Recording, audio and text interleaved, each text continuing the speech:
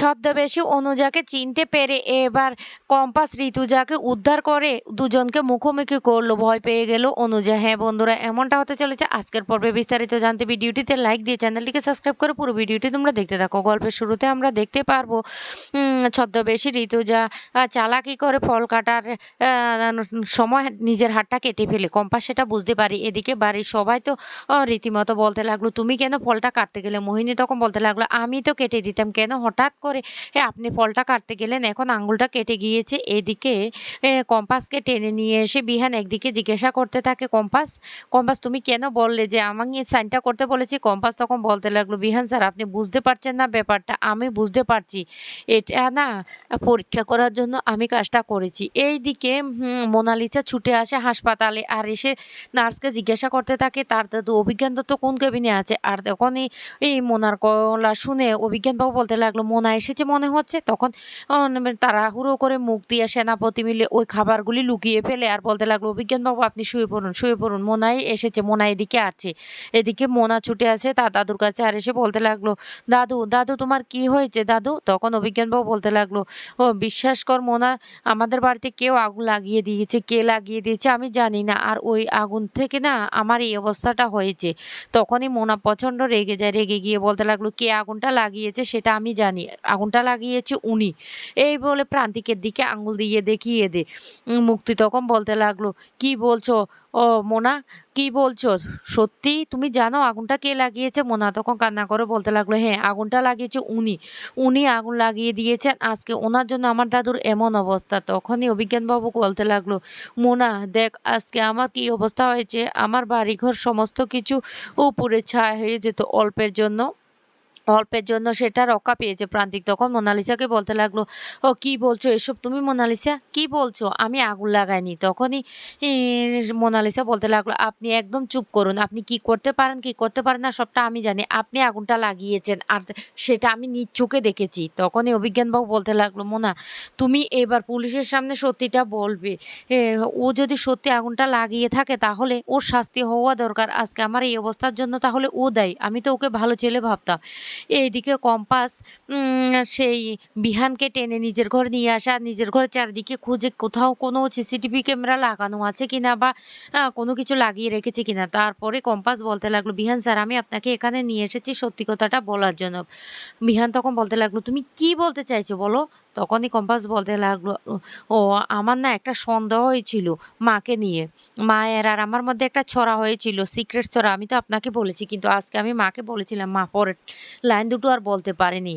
তারপরও আমি শিওর হইনি, কারণ আমি জানি মা ওই দিন ছড়াটা বলেছিল সেই দিন লয়ারের সাথে কথা বলছিল, তাই মা একটু ব্যস্ত ছিল। তারপরে মাকে পরীক্ষা করার জন্য আজকে সাইনটা করাতে গিয়েছি আর আপনার মা না ইচ্ছে করে আঙুলটা কেটে দিয়েছে। এদিকে অভিজ্ঞানবাবু প্রান্তিককে বলতে লাগলো, প্রান্তিক আমি তো জানতাম তুমি ভালো ছেলে, তুমি শেষ পর্যন্ত আমাকে মেরে ফেলার প্ল্যান করেছো, চক্রান্ত করে আমার বাড়িটা আগুন দিয়ে পুড়িয়ে দিতে চেয়েছো। আমি জানি শ্রেষ্ঠাকে তোমরা নিয়ে গেছো, কিন্তু শ্রেষ্ঠা তো অসুস্থ নয়, শ্রেষ্ঠা তো অসুস্থ, আর ওর কথা শুনে তুমি এত বড় ক্ষতিটা করতে পারলে। তখনই সেনাপতি বলতে লাগলো, মোনা বুঝতে পারছিস আজকে তোর দাদুর কিন্তু অনেক বড় ক্ষতি হয়ে যেত। আমি আর মা ভাগ্যিস সেখানে গিয়েছিলাম আর তোর দাদুকে বাঁচিয়ে নিয়ে আসতে পেরেছি, না হলে তো তোর দাদু আজকে মারাই যেত। মোনালিসা তখন বলতে লাগলো, দাদু তুমি কোনো চিন্তা করো না, অপরাধীকে আমি শাস্তি দেবই, ওকে আমি কিছুতেই ছেড়ে দেবো না। তখন মুক্তি বলতে লাগলো, তাহলে তো ভালো কথা, আমরা পুলিশকে খবর দিই, যা বলার মোনা পুলিশকেই বলবে। এদিকে বিহান বলতে লাগলো, তোমার কি মাথা খারাপ হয়ে গেছে? তুমি কি বলছো? উনি আমার মা।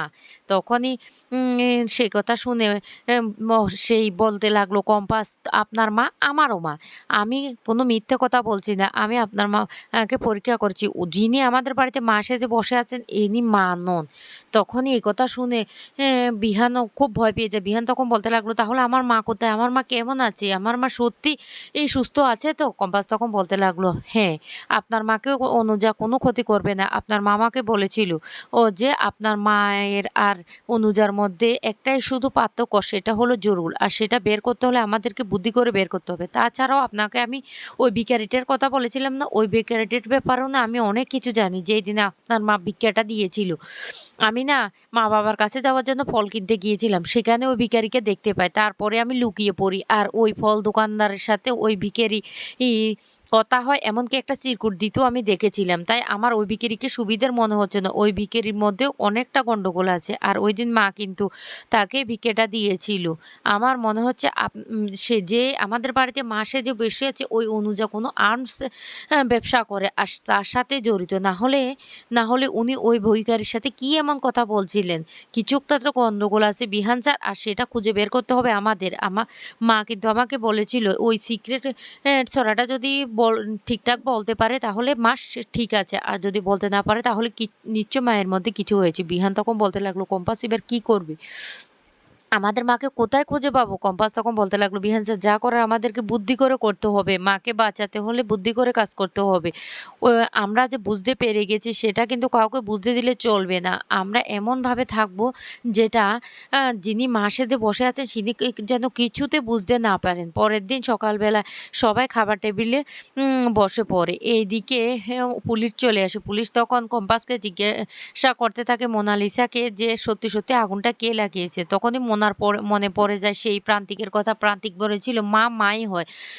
যতই অপরাধ করুক না কেন মায়ের ভালোবাসা সবথেকে উপরে। আর ও ম যেকোনো মানুষের ক্ষেত্রে ইনি এটা করতে পারেন না। এভাবেও আটকে ঘরের মধ্যে রাখতে পারেন না।" তখনই মোনার মনটা চেঞ্জ হয়ে যায়। মোনা তখন কিছুই বলে না। এদিকে মুক্তি তখন বলতে লাগলো, "মোনা তুমি যে পুলিশকে সত্যি কথাটা বলে দাও। না হলে তুমি ওই নরক থেকে কোনোদিন মুক্তি পাবে না।" তখন অভিজ্ঞানবাবু বলতে লাগলো, "মোনা তুমি ভয় পেও না। যা করার আমি করব। সবকিছু আমি সামলে নেব। তুমি সত্যিটা শুধু বলে দাও।" কিন্তু মোনালিসা হঠাৎ করে বলতে লাগলো, "আমি কি করে জানবো বাড়িতে কি করে আগুন লাগলো? আমি তো বস্তিতে ছিলাম প্রান্তিক বাবুর সাথে।" এই কথা বলতে অভিজ্ঞানবাবু তখন প্রচণ্ড রেগে যায়। আর বলতে লাগলো, "মোনা তুমি এটা করতে পারো না।" এই বলে উঠে বসে পড়ে। তখনই মোনা বুঝতে পেরে যে এই কাণ্ডের পিছনে অভিজ্ঞানবাবুরই হাত আছে। মোনা তখন মনে বলতে লাগলো, "আরে দাদু এই কাজটা তুমিই করবে। আমি জানি তোমাকে আমি যতটুকু চিনি।" এইদিকে অখিলেশবাবু বারবার করে ছদ্মবেশী ঋতুজাকে বলতে লাগলো, "প্রান্তিক নাকি ফেঁসে যায়। এমনিতে অভিজ্ঞানবাবু চালাকি করে বাড়িতে আগুন লাগিয়ে হাসপাতালে ভর্তি আছে। আমার না ছেলেটার জন্য কষ্ট হচ্ছে।" কিন্তু ছদ্মবেশী ঋতুজা তখন বলতে লাগলো, "ওই বস্তির ছেলের জন্য আমাদের ভাবার কি দরকার?" তখনই অখিলেশ চমকে যায় আর বলতে লাগলো, "এসব কি বলছো? তুমিই তো বলেছিলে।" তখন কি করবে বুঝতে না পেরে কথা ঘুরিয়ে এনে ছদ্মবেশী ঋতুজা। এদিকে মোনার কথা শোনার সাথে মোনা তখন বলতে লাগলো, "এবার অভিজ্ঞান বাবু আপনি কি বুঝতে পেরেছেন? মোনা আমার সাথে থেকে কিছুটা হলেও পরিবর্তন হয়েছে? মোনা আর এক মুহূর্ত আমরা এখানে থাকবো না। চলো এখান থেকে। দাদু ভালো থাকবেন।" এই বলে প্রান্তিক হাত ধরে মোনাকে অভিজ্ঞান বাবুর সামনে থেকে নিয়ে যায়। পুলিশ তখন বলতে লাগলো, "অভিজ্ঞান বাবু আপনার নাতনি তো কিছুই বলতে পারল না। তাই আমরা আমাদের মতো তদন্ত করছি।" এই বলে পুলিশ সেখান থেকে চলে গেলে অভিজ্ঞান বাবু রেগে সমস্ত কিছু ও ভাঙচুর করতে থাকে। মুক্তি তখন বলতে লাগলো, "প্লিজ অভিজ্ঞানবাবু আপনি এমনটা করবেন না। আপনি শান্ত হন। আপনি এমনটা করবেন না।" এদিকে সকালবেলায় কম্পাস আর বিহান চলে আসে। আর কম্পাস একটা নকল বন্দুক বানিয়ে নিয়ে আসে আর বলতে লাগলো, "মা তুমি তো সবসময় হুটহাট করে বাড়ি থেকে বেরিয়ে যাও। তাই তোমার সেফটির জন্য আমি এই জিনিসটা বানিয়ে নিয়ে এসেছি।" তখন সবাই খুশি হয়ে যায়। এদিকে ছদ্মবেশী ঋতুজা বলতে লাগলো, "এটা বানিয়ে নিয়ে এসেছিস?" তখনই কম্পাস বলতে লাগলো, "হ্যাঁ মা এটা বানিয়ে নিয়ে এসেছি।" তারপরে হঠাৎ করে কম্পাস সেটা থেকে জল বের করে ওর কাঁধে মেরে দিলে তখন সে জরুলটা দেখতে পায়।